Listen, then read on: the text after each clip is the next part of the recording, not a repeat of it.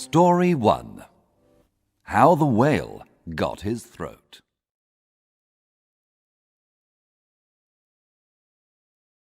Once upon a time, there was a whale in the sea, and he ate fish. The whale eats so many fish that eventually only one very small fish remains in the sea. It is a 'stute fish. If I swim behind his ear, he can't catch me, and he can't eat me. The whale stands up on his tail. I'm hungry. Noble cetacean, do you like the taste of man? I don't know. What does man taste like? Very nice, but a bit lumpy. Well, go on. Find me some men to eat. One man is enough. I can tell you where you can find a man. You must swim to latitude 50 north, longitude 40 west, and there you can find a shipwrecked mariner on a raft in the middle of the sea. He's wearing blue trousers and suspenders. So, whale swims and swims as fast as possible across the sea. And when he finds the mariner, he opens his enormous mouth and eats him, and the raft too. But the mariner is very clever. When he realizes where he is, he says, "No whale can eat me. I'll show him." and he starts to jump, Take that, and thump, and that. and dance a jig on the whale's ribs. That will teach you. Poor whale is very unhappy. He feels ill. This man is certainly very lumpy. And now I've got a stomachache.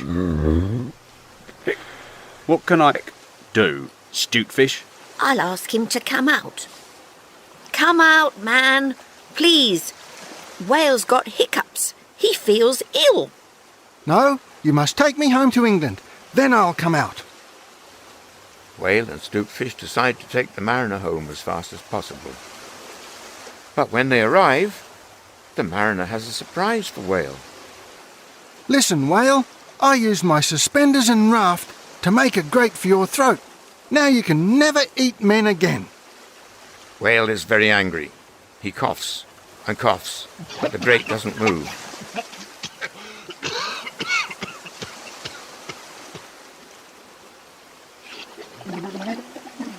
Goodbye, whale.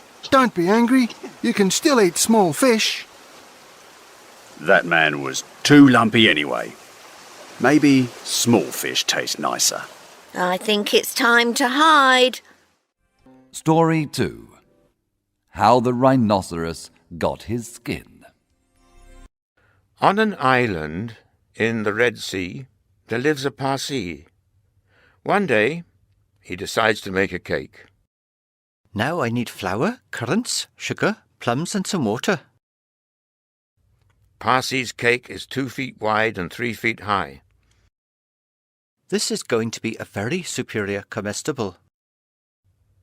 The wonderful smell of cake goes across the island and attracts a particular animal with a horn on his nose, 2 piggy eyes, and no manners, the rhinoceros. Help! The rhinoceros follows the wonderful smell. Poor Parsee watches, helpless. I smell cake. The cake rolls into the sand. And Rhinoceros picks it up with his horn and goes away, happily swishing his tail. Whoever takes the Parsee's cakes makes a terrible mistake. Some weeks later, there is a heat wave. Everyone takes off their clothes. It's too hot to wear my hat. It's too hot to wear my skin. The rhinoceros leaves his skin on the beach.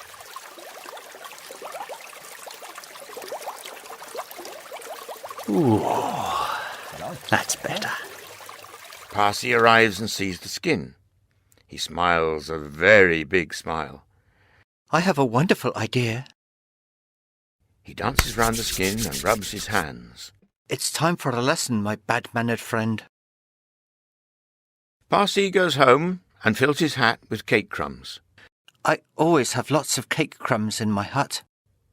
Parsi puts all the crumbs inside the rhinoceros's skin. Now let's see what happens. Parsi waits for Rhinoceros to come out of the sea. I feel wonderful. So refreshed. When Rhinoceros buttons up his skin, What's wrong with my skin? It's so tickly. it tickles like cake crumbs in bed. How can I stop this terrible tickle? So he rolls and rolls. Oh no, that's worse. And he rubs and rubs, but his buttons fly off, and strange folds appear in his skin. My buttons. Now I can't take off my skin. Now I've got folds in my legs too. And I feel so itchy. Your mistake, my wrinkled robber of cake. This is why all rhinoceroses have wrinkles and a very bad temper. You can't have a cake without the crumbs, dear reader. I've got you under my skin. Story 3. The Elephant's Child. Once upon a time, the elephant was different. Look, he hasn't got a trunk, just a short, fat nose like a boot. Elephant's Child is very curious. Uncle Giraffe, why have you got spots? Giraffe spanks Elephant's Child. You are full of insatiable curiosity. Aunt Hippopotamus, why have you got red eyes? Aunt Hippopotamus spanks Elephant's Child too. What insatiable curiosity!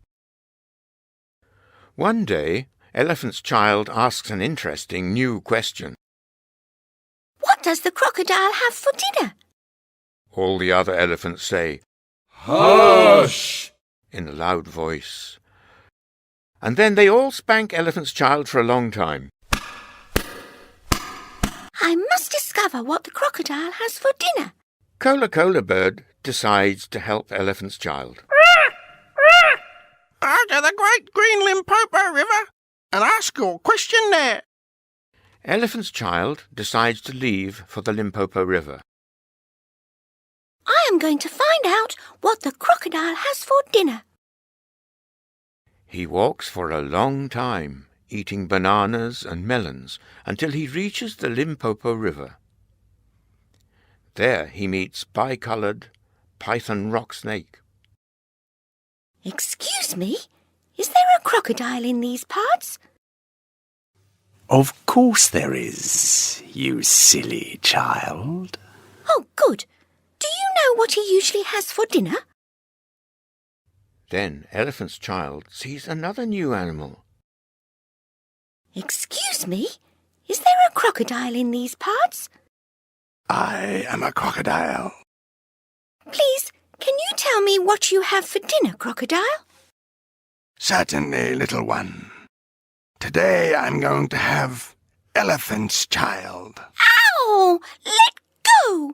My poor nose! My poor nose! Bicoloured python rock snake hears the commotion and comes to offer advice. Pull with all your force, my friend. Crocodile is very strong. I'm trying, but I'm tired. The snake and Elephant's Child pull together. It's time for some high tension, my elastic elephant. Finally, the crocodile lets go. He's very angry. No more insatiably curious Elephant's Child for me. Look at me. What can I do with a nose like this? Well, you, can, hit irritating flies, or eat a lot of leaves, or put a refreshing mud cap on your head when it's hot. The other elephants are very surprised when they see Elephant's Child's nose. Look, everyone, look at my wonderful new nose. It's so useful. All the elephants decide to visit the crocodile because they want new noses. And that is how the elephant got his trunk.